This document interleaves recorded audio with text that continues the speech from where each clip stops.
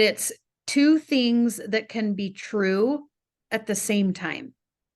Something that you can, that is one thing, but it can, there's two things, but they can both be true at the same time, right?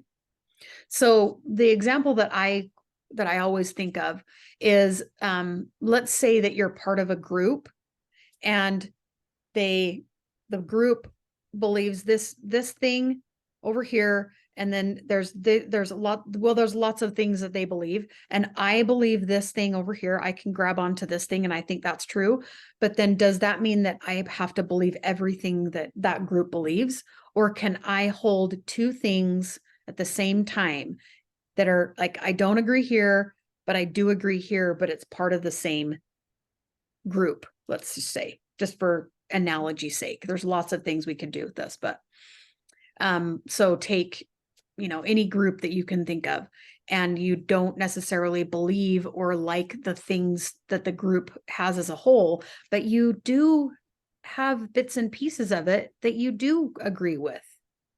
Can you still be in the group? Can you still align with the group, or do you have to align with the group? Yeah, you can, I mean, that's where two things can be true.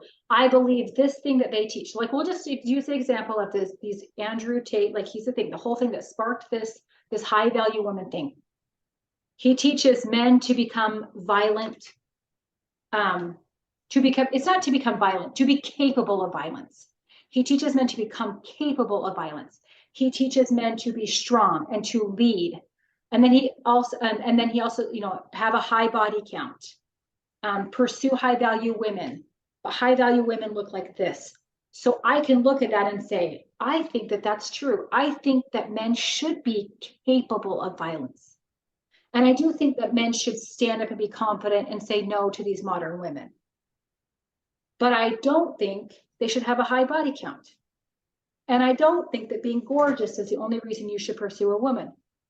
Those things can be true. And I can be like, yeah, I like a lot of what Andrew Tate says, a lot of it. I will listen to his videos.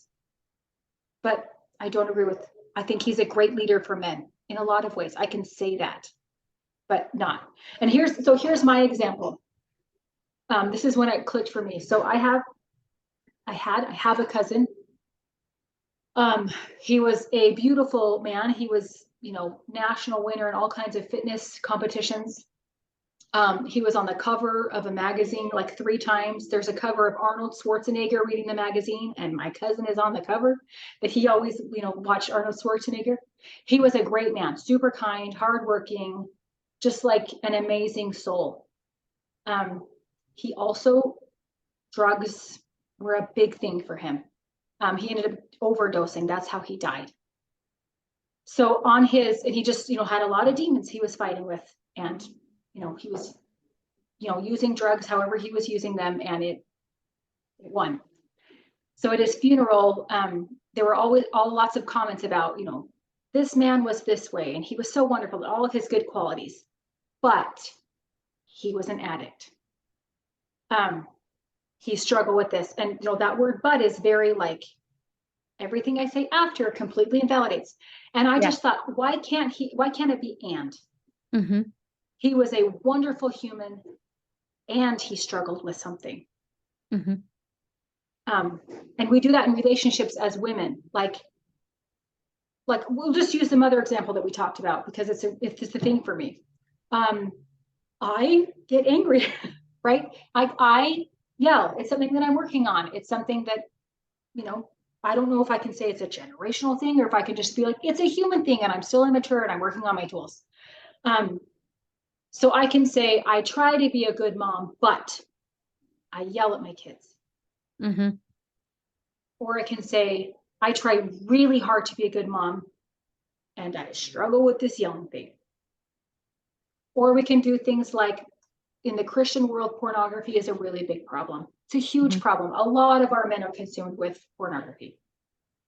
So we can say, my husband is, wonderful. He's a provider. He's whatever. He's got all these qualities, but he cheats on me on the daily. I can't trust him in anything. But you can take the piece and say, I can't trust him here, and I can trust him here, here, and here. Two things can be true at once. Your spouse can love you intensely and still struggle with something. You can love your people intensely and still struggle with something. One doesn't have to invalidate the other. Again, like just because he loves you doesn't mean this thing over here is okay. Just because my cousin was wonderful, it doesn't mean this thing is okay. Just because I try really hard to be a mother doesn't mean this behavior here is okay. They can be true at once. They don't have to invalidate each other. Yeah. And I love that because the shaming that comes, you can, I mean, in the old days, generations ago, that was the parenting tactic of choice. You shamed someone and then they'll stop doing whatever it is that they were doing that you didn't like. You just humiliate them. That will for sure get them to stop doing it. Well, momentarily, it's very effective momentarily. It's very, it's very effective in the moment. It creates a whole bunch of other things trying to feel better about being shamed. So you might have a pornography problem. You might have this problem with pornography. The more you're shamed about it, it might stop the pornography viewing. You might stop that actual act, but it will create other things because you have to get away from the shame. And our human brains don't realize that shame comes from telling yourself that you are not a good person, that you're not good. And that doesn't feel good. Your brain is going to try to protect you from that. And it's going to create whatever means of dopamine it can. It doesn't know that, you know, drugs or whatever it is that you're going out to get, candy, you know, food, whatever it is, to soothe yourself is creating another problem. It doesn't care about it. It just needs you to be happier. It just needs you to seek pleasure. That's our brain's job, right? So, well, shame is smothering. It's not healing. Yeah. In fact, shame is one of the highest correlations between like changing behavior. Your level of shame is the greatest indicator of whether or not you will continue an undesirable behavior. The higher the shame, the less likely you will change what you want. The lower the shame, the more likely you will change what you want. So coming in with this shame, that's why this two things at once can separate you and let you focus in on the things that are true. It is true that my cousin was an addict. It is true that I yell at my kids. That's true. So that doesn't mean, but it lets me isolate it instead of saying I am a horrible mother. That's just too big. It's too big to just be like, molecularly, I'm a crappy mom. But if we can say, I yell at my kids, I need to work on this one thing. I am a good mom who works on my crap. That feels so doable. It is doable.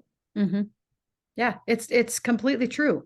It doesn't matter what it is. If it's the kid's behavior, you have a kid that is acting out with behavior that you don't like. That doesn't mean they're a bad kid. That doesn't mean, and I see it a lot in my coaching when I'm coaching moms, they don't like the behavior that their kid's exuding because of because of what they think it means, they think it means about them as a mom, what they think it means as, you know, to the child, what they think it means in their family, like whatever. They have all these stories, right? And when we get into coaching and I start digging into it, we don't like this behavior that this child is doing. Let's figure out if we can understand why they're doing that behavior, because inherently they are valuable. Inherently they are wonderful, perfect sons and daughters of our Heavenly Father, that our spirits are perfect. Our bodies and our behaviors and our brains and whatever is the thing that we have to overcome. That's the part that's not perfect about us. So let's try to separate those two, because you get a whole lot more ideas as a parent if you can separate the behavior and the action from the child or from the spouse.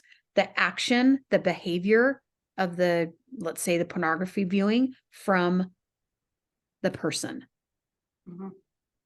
Yeah. And I think a lot of this seeking the truth, we turn it so personal. Mhm. But through working with other people and working through, like, I have been the child that is misbehaving. And I don't see it as I'm misbehaving. I see it as I am struggling to survive. Yes. It's all I know what to do. And I believe very firmly that everybody does the best they know how. And if they can't do their, if they can't do it, it's they don't know how. Mhm. So, my kids can now talk, but when they're little, and my kids have incredible memories. My daughter has memories of like 18 months old, a year old. Like, this is nuts. But it has been a huge gift to me because she can articulate, like, oh, I was thinking this. And I'm like, because Yep. I just turned it into this personal thing. Mhm. Like she's just trying to take power from me or like whatever it was. Mhm. But that wasn't the truth at all. Yeah. But to get down to her level, I did do this. I will give myself credit. I did do this a lot. But when I got like other voices putting this like, well, she's just this way, I started to listen to that more thinking I was ignorant, but I was actually going a really good way before I had all that garbage. Just to get down and be like, what are you seeing? What are you feeling? Mhm. What are you experiencing? Like what facts am I missing about this situation? Because that inherent, like, people do the best that they can with what they know how. Yep. So like, are you 100%. tired? Are you hungry? Am I expecting you to behave better than I would or that I am? But Mhm. just getting the facts and allowing two things to be true at once. You can be a good kid and still like lose your crap when you're tired And hungry. and hungry or I live in it. overstimulated or Yep. bored or Mhm. hot or Mhm. Mhm. yeah. Yep. Yep. Yeah. I have all boys, and it is crucial for me to keep food, an abundance of food in this house. I learned that very, very early on, and they eat all the time. The kitchen's never closed, which I talked to other moms, and they're like, that would drive me crazy. Like, I want them to be happy. I want them to be happy. I never want them to think that they don't have any food. I don't ever want them to feel like they're hungry and they can't feed themselves, because that is a survival instinct. And that is going to create a whole bunch of other things that we don't want. Right. So that's just one of those things that I just have to make sure that I have, like, and if they're hungry, then they don't act the way that they should. They don't do the things they should. They don't do the things I And want them to do. and it's good to you too.